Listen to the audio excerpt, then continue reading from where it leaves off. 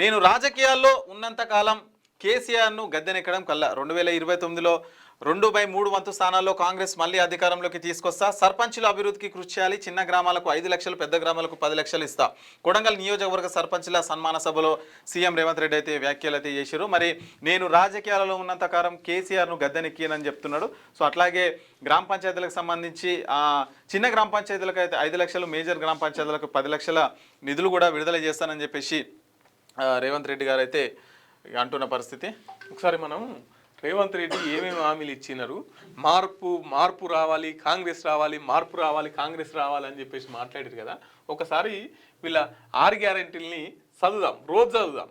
ఇట్లనన్నా ఆయనకు గుర్తుకొచ్చి అరే మనం ఇది కదా ఇచ్చిన మాట, ఇది కదా చేయాల్సింది. రేవంత్ రెడ్డిని మాజీ ముఖ్యమంత్రి కేసీఆర్ని తర్వాత తిడదాం కానీ ఫస్ట్ అయితే ఇది చేద్దామని ఆలోచన వస్తుంది. మహాలక్ష్మి పథకం మహిళలకు ప్రతి నెల 2,500 రూపాయలకే గ్యాస్ సిలిండర్, ఆర్టీసీ బస్సుల్లో ఉచిత ప్రయాణం. ఇది మొత్తమే జరగలే. 500 గ్యాస్ సిలిండర్ అరాకొరా కొందరికి వస్తుంది అంతే. ఈ ఆర్టీసీ బస్సు అదొకటి పూర్తి స్థాయిలో ఉచిత బస్సు ఏం లేదు. మొగోళ్ళకు పెంచారు, ఆడోళ్ళకు ఫ్రీ అన్నారు. రైతు భరోసా ప్రతి ఏటా రైతులకు, కౌలు రైతులకు 15,000 అన్నారు. ఎంత వస్తుంది కామెంట్లు చేయరు మీకు? అసలు రైతు భరోసా పడుతుందా మీకు? డబ్బులు పడుతున్నాయా? 15,000 పడుతుందా చూడండి ఒకసారి. వ్యవసాయ కూలీలకు 12,000 అన్నారు.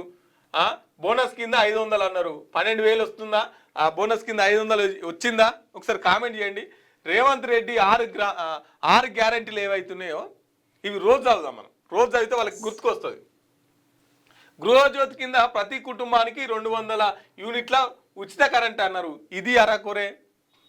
ఇందిరా మిల్లు లేని వారికి 5 లక్షల రూపాయలు అన్నారు.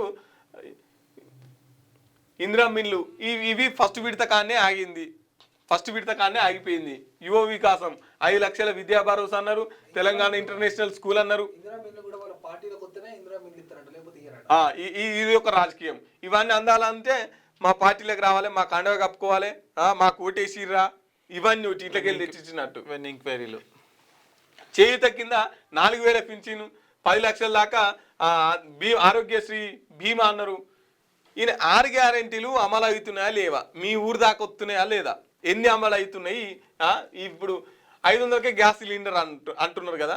500కే గ్యాస్ సిలిండర్ వస్తుందా ఏందనేది ఒకసారి కామెంట్లు చేయండి. లైవ్ చూసే మిత్రులు ప్రతి ఒక్కరూ కామెంట్ చేయాలి. బడుగు బలహీనత వర్గాల రాజ్యం రావాలంటే అగ్రకులాలకు ఓట్లు వేయకూడదు, వేరే మార్గం లేదు. ఇది ఎందుకు పోతలే పైకి? కింద ఒక్కసారి కింద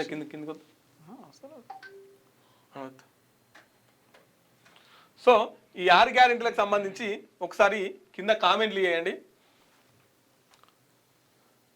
6 గ్యారెంటీలు అమలు అవుతున్నాయి. జైబీసీ 6 గ్యారెంటీలు ఎంతవరకు అమలు అవుతున్నాయి?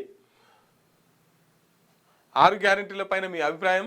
ఎందుకు 6 గ్యారెంటీలను అమలు చేస్తాం, మార్పు తెస్తాం అని చెప్పిన రేవంత్ రెడ్డి గారు 6 గ్యారెంటీలే కాకుండా 120 హామీలు, 420 హామీలు ఇచ్చినారు. ఆ 420 హామీలు ఏంది?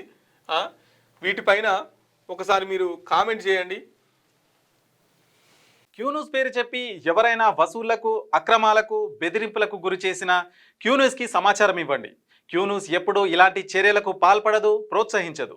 క్యూన్యూస్ ఎల్లప్పుడూ ప్రజా గొంతుకగా ప్రజల సమస్యల కోసం నిరంతరం పోరాడుతుంది. మీకు ఎలాంటి సమస్య ఉన్నా క్యూన్యూస్ని కాంటాక్ట్ అవ్వండి. సంప్రదించవలసిన ఫోన్ నెంబర్ 7569534968 8688926084.